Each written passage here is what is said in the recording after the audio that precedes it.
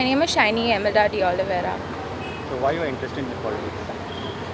Because I want to give back to society. I want to serve society. So that is my.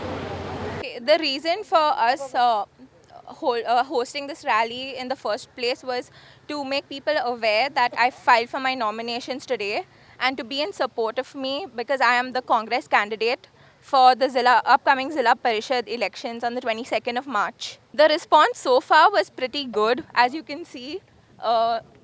By the amount of supporters that we have gathered here today.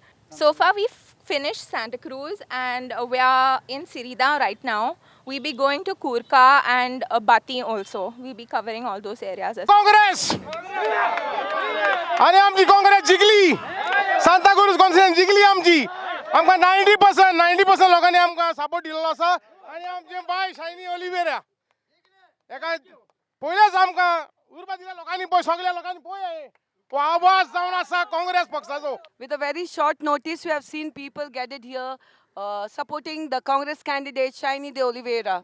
Vote for Congress, vote for Hand, and let's elect Shiny de Oliveira in outnumbered.